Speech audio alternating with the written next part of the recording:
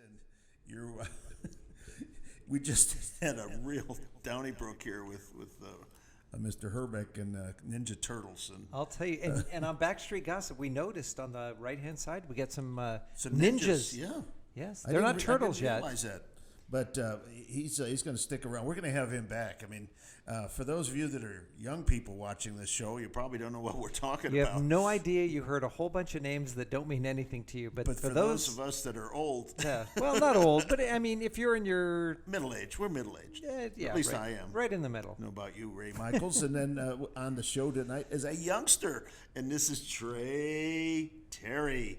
And I've known him for some time now, and we wanted to have him on the show to talk about something that's going on here in the Valley, and with the whole state, actually.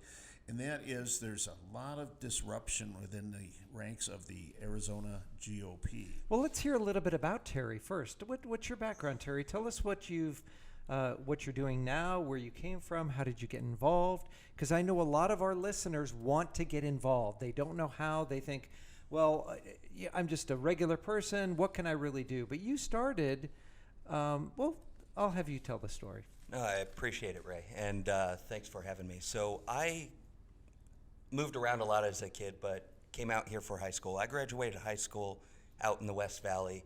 I then joined the Army, spent 5 years active duty, serving Thanks for overseas. your service. Thank you for your Thank you. service. And when I came back, less than 2 weeks off of active duty, I started working on a congressional campaign just because I wanted to get more involved. And as you know, Ron, as you know, campaigns are always looking for help, and I was fortunate enough to get connected to the right people for that.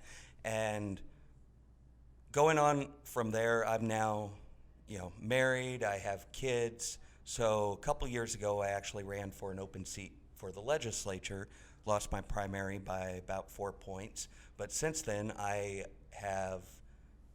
successfully was elected to the school board just last year. One of the most important. Yeah, congratulations. Absolutely. Most important positions in the state, in my opinion. Now, this is for the Agua Fria district? Yes, I'm way out in the West Valley, the Agua Fria High School district. I'm in my first How year far on the out? governing board. When you say out far, I mean, are you to, what is that area called? Litchfield? Yes, so Litchfield Road and I-10, it's about 140th Avenue, if you want to count avenues. What's the development that's out there? Verado is yeah. out there in Buckeye. Verado High School is in my district. Oh, okay, very good. Very good. That is so a you're growing neighborhood. Oh, well, absolutely. Yeah, and I think Bill Gates bought everything out That's there. a little further Yeah. out. That's on the other side of the mountain. Yeah, but it's still, I mean, hey, listen, Verado used to be far, far away when I was growing up here, so it's going far. Yes, so you're on the school board, and you also hold a position in the AZGOP. Well, I hold a position with the LD13 GOP. That's my legislative district. I am the treasurer of LD13, so I serve on the executive committee for the local Republican Party there. Very good. And you're a PC? I am a PC. I am a state committeeman. Yes, You know, I've been very active for a long time. Tell everybody what a PC is and how important that is, especially if you want to get your foot in the door. So a PC is basically the most basic element of the Republican Party, especially here in Arizona. These are the people who meet, gather, and in essence, you decide the leadership and the direction of the Republican Party. And not only that, it is you who the campaigns and the candidates will come to help them get their message out. So when it comes to campaign time, you'll have a U.S. Senator, if not reaching out to you directly, reaching out to your meetings to come talk to you and to elicit your support and help on the ground at events and at door knocking, phone calls. Just at its most elemental level, the PC basically makes the Republican Party work. Now in LD13, which is a legislative district for electing a state senator, state representative, a PC is a precinct committeeman, and there are several of them in the little communities. So within a legislative district, you have several other areas Correct. that a PC And would be Ray, in charge. And it is an elected position. Yes, it is an elected It is elected position. on the Yeah. August primary ballot. So as you're getting at, once you get inside your legislative district, you have basically precincts. Yeah, Precincts precincts, is right. just your neighborhood. Here in the suburbs, it's going to be no more than maybe a mile across and a mile in length. So it's kind of like your little square block where you are an elected representative of the Republican Party in that area. Or the Democratic Party. Or the Democrat either one. Party, or the Libertarian. And what's so nice about this is that neighbors can come to their neighbor who's in that precinct, that small area, and then they get together as a PC to go to the legislative district, which is a larger area. So you're actually represented at that level, and that's how it was set up, so that you can have a voice. You can talk to your neighbor. They can take it to the district. They can take it to the state, and so on and so forth. Correct, and that just goes up and up. So, like the precinct committeemen will elect state committeemen, or every 4 years you elect state delegates who then meet at the state convention, and there you actually elect national delegates. So the people you see at the national party conventions once every 4 years, they're elected by the state delegates who are elected by the PCs. And you know what? It's the first step in the 1,000-mile journey. You know, That and it is. And you have to take the first step. You have And to. it's a necessary process because, I've found as a PC for many, many years that the average citizen relies on the press for information. And as we all know, the press does not always give you the proper information. But as a neighbor, I know recently we had some zoning issues in my neighborhood, and I got a knock on the door one night from about 6 neighbors, and they said, "You're the Republican committeeman here. We got a problem with this zoning. What can you do about it?" Wow. Well, I wasn't necessarily prepared to do so, but I did. That we're gonna. I just want to know, did you have on your Teenage Mutant Ninja Turtle pajamas? Did you have those on? No, but I had the underwear, Okay, good. but I was in the underwear when they rang the doorbell. Okay. But at any rate, so I feel like we've been sidetracked. yeah, we have been sidetracked. Thank you. But that's what happens. That's what happens. Thank you. All right. So now, I did own a pair of Ninja Turtle underwear at one Did point. you? Maybe when I was 3. Yeah. Okay. Well, as long as you still have them, And that's what's important. and the thing is if you really do your job well, people in the community begin to look to you. I know today I get calls. Who should I vote for in the primary? People don't know. Yeah. And they, who do you think I should vote for in the primary? I look up to you as being a leader in the political arena. And it's never too late. I mean, Bobby was just here. He just became a precinct committeeman. And he's what now, like 38, 39? Yeah, it's 39. Yeah. So, yeah. So at any rate, we have this big brouhaha, I guess, going within the party.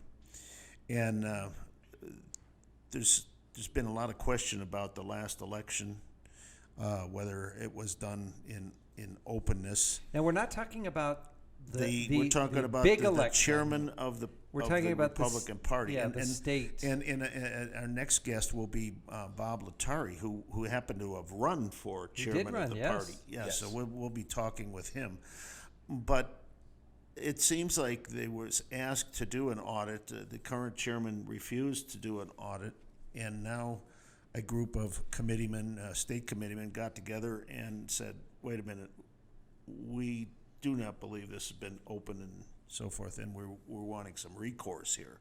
So tell us what's been going on, Trey. I know this is something that perhaps we don't want to do publicly, but I've always felt that the best disinfectant is airing things out in the sunlight. Transparency. We want to be transparent. Right. Absolutely. And that's the job of the state party chair, is to be transparent with the state committeemen, with the precinct committeemen. And I've had people who have voted for Kelly Ward just in January texting me saying that they're angry because they can't get anything from them. And the idea that she's been completely unresponsive to state committeemen has really rubbed a lot of us the wrong way, to where it is not an easy feat to meet the threshold to trigger a special meeting, as was done last week. So this all goes back to that January meeting, like you were talking about, Ron. And there were several things that went wrong at that meeting that raised some eyebrows that people were yelling about at the meeting at the time, whether it's chain of custody of ballots or just who's counting the ballots. For that second election, there was only Kelly Ward's staff and her ally, Tyler Boyer, in the room counting the ballots. Her opponent's team was sent to the other side of the building, told that's where they're going to count the ballots. So that... And it was a close election. It was an extremely close election, and it's not just for the state party chair. So what we also do is we also elect members of the executive committee. And the executive committee is made up of, in part, by members at large. So every congressional district in the state is represented on the executive committee by 3 members at large. So we all got together on our own. We kind of had a break-off session where wrong ballots were in kind of the wrong sessions at times. There was a whole string of problems specifically with that election. But so we elect the 3 members at large. In my district, we had 3 announced winners. And I guess the next day, one of our winners, my LD chair, was told, no, you didn't actually win. Well, a couple days prior, she signed on to a letter asking the current state party chair not to run again, to step aside, because, you come off an election where, yes, we were able to hold on to the legislature. Yes, we won some small races that the state party wasn't as involved in as they were the presidential or the Senate race. Yeah. But usually if you lose these big races, and I think she's the first state party chair on the Republican side in Arizona to lose a majority of statewide races in a single cycle since the Watergate elections. So it has been a long time since Republicans felt the defeat that we did just a few months ago. And usually whoever's in charge for that election doesn't run again. So my LD chair was just looking for a fresh face. I'm not sure if she voted for Bob. I think she was supporting Bob. I know there's some supporting Sergio Arellano was the other major candidate that was running. And for me, I was tossed up between the two. I was committed to hopefully forcing a runoff and supporting whoever, just because we need that fresh face. We need the transparency. It's like in football. When a football team has a losing season, you don't fire the team. You usually let the coach go. Yeah, and, just for that fresh perspective. And it's not because it's personal. And I've known Kelly for quite some time when she was in the state senate and so forth. But I was a little surprised when we did lose. I mean, we turned blue. The state turned blue under her leadership. Mm-hmm. Now, whether that was her fault or not, who knows? It's who not knows all. whose fault, because we still have court cases that are being dealt with. Things might change. And we don't know the accuracy of the actual election. Right. So, but the bottom line here is it did surprise me, especially one of the things that happened is, everybody had 3 minutes to go up and give their speech. Mm-hmm. And, of course, Kelly took longer than 3 minutes. I think, being chairman has its privilege. And then she got a special video but at the end. But then she had a video, and we had asked specifically if we could have a video. Yeah. I had a video on my phone of Trump out in Goodyear, where I live, at a rally right before the election, pointing out Kelly, thanking her for being there, and then making the comment that, well, if we don't win Arizona, I want her fired. I remember that. And so this all gets back to that January election, and I was talking about the member at large and how we had an announced winner who then was told, well, no, you didn't win. And the thing that bugged so many people about this was we weren't actually given the vote totals. So as you know, Ron, with our bylaws with the state party, a teller's report is required. So you have to announce with the vote totals the number of votes that each candidate got. So we didn't actually get this until 5 days later, which is completely in violation of our bylaws. We should have had it before the adjournment.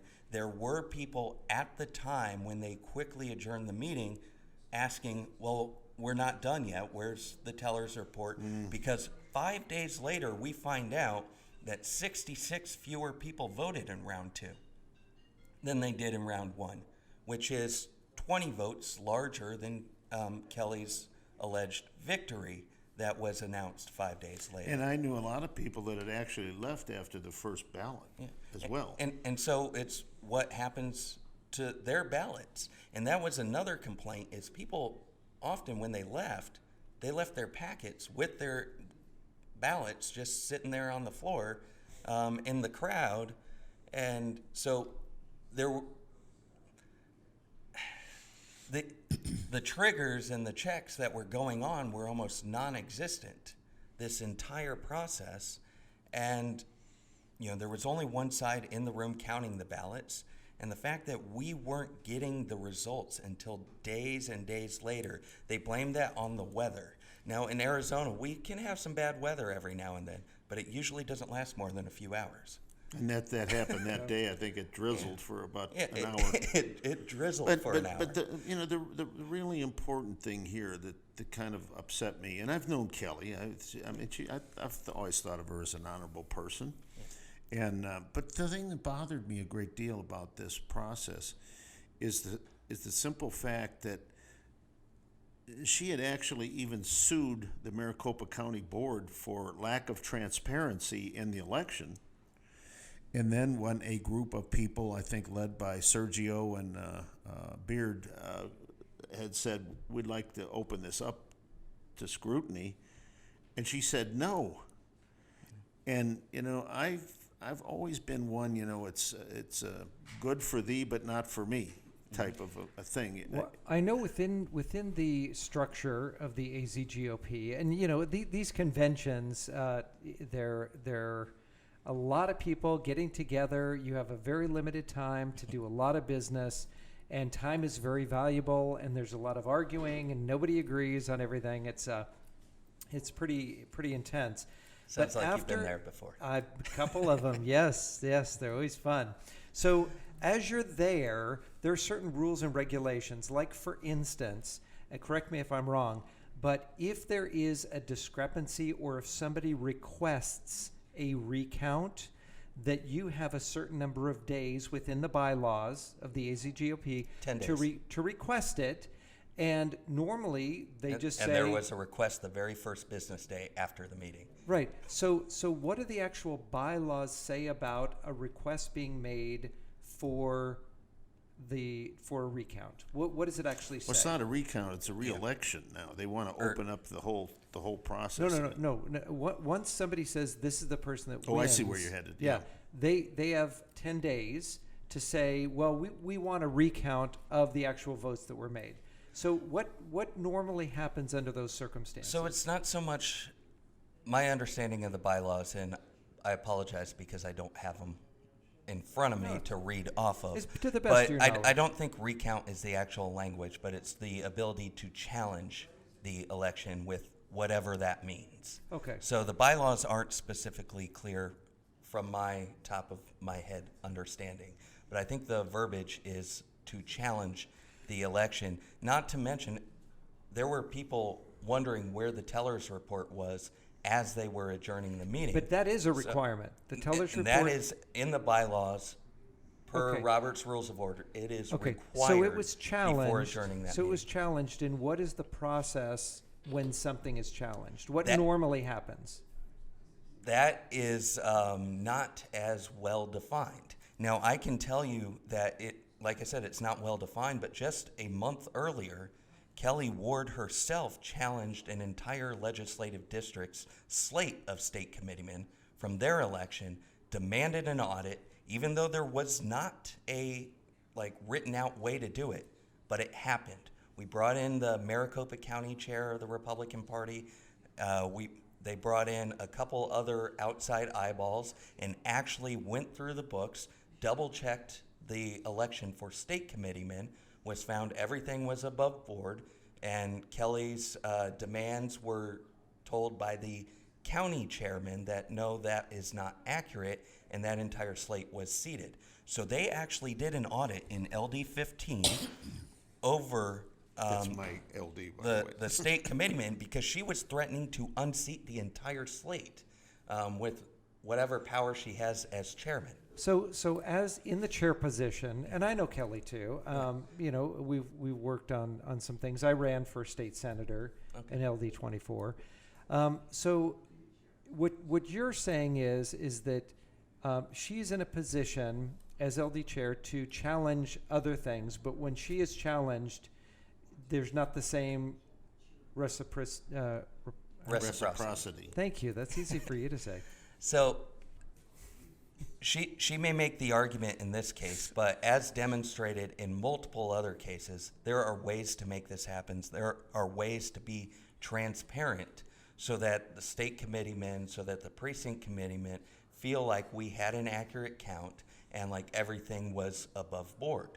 And I think no matter where you go, there should be that ability to say, let me look at it, let me see it. And from what you're saying is the AZGOP bylaws already have that. It's very vague, which has allowed in the past for things like what just happened to LD 15 just a month prior to that election. And I do want to point out, Ron, you mentioned the distraction this becomes when you talk about the work we're doing for the 2020 election and the work that many Republicans in our legislature is doing on that front.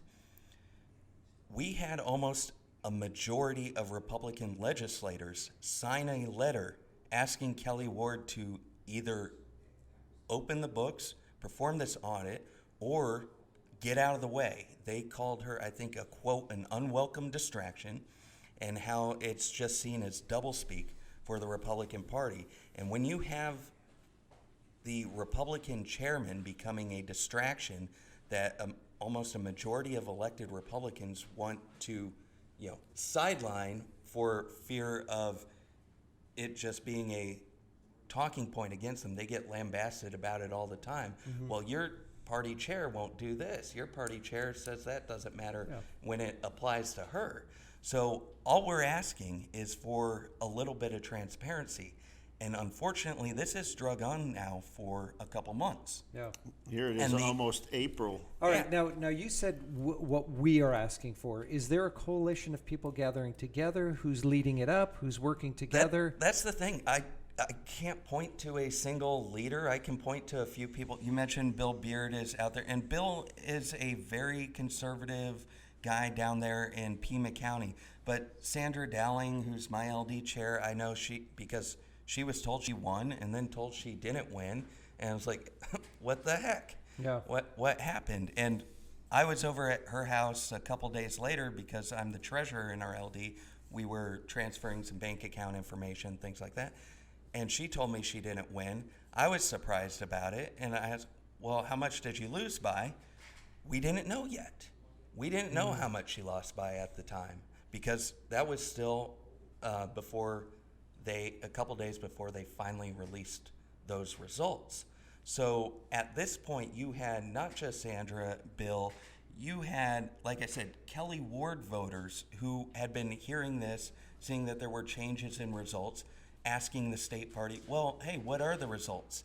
And crickets. She wasn't responding to anyone, even whether they voted for Kelly or not. And when Kelly ran for chair in 2018, I supported her. I did too. I thought she was a great state senator. There were some issues, the Senate campaign. Yes, getting somebody to run against McCain was always a uphill battle. But as we were talking about before, we just came off of a losing record when it came to electoral results in 2020. So, I was looking for a fresh face, and I was expecting a completely new slate of people running, and then she runs again, and she's not even working with our elected Republicans. She's not supporting our elected Republicans. That is the job of the state party chair. We're going to have to go into a break in just a minute here, but in 2000, was it 18, I guess? Well, the beginning of 2019, I ran for Congressional District 6 member at large, and I won. And yet, in 2 years that I served, people were asking me, "You're going to run again?" And I said, "For what? I haven't been asked to do anything. I mean, I'm a leader with no responsibilities given to me by the chair." And that was a little problematic. I was not happy about that because, well, I've known you for quite some time. And you've that's always known that I've been a loyal. Oh, you're willing to do whatever's needed. necessary to win. And I've been hearing the same thing. You know, I'm out on the West Valley, and what I hear are from precinct committeemen, state committeemen, is that she's more interested in promoting herself than, you know, promoting the Republican That Party. argument has been pretty widespread. And yes. and it's a concern we have, especially with the lack of transparency. Well, Now, we're going to have him stay when Bob comes on. Is that no, right? we're just going to do Bob. Oh, okay. Well, Yeah. this is it? No, Bob can talk about it a little better than I Well, can. we're going to talk about some I don't other know. issues here. Yeah. Well, But, thank you so much but for Trey, your we service, appreciate not you only coming. in Thank you the, for having me, in Ray. the Thank you, military. You've and- had to come a ways, but we want to have you back if that's okay. Yeah, I'm always willing to talk inside and baseball. I think there's a big got it. We're future going to have for to you go here. This is Hub Radio. Thank you for watching. We've got one more. We've got Bob Lettieri, the former treasurer of the AZGOP. We'll see you on the other side. Do not go away.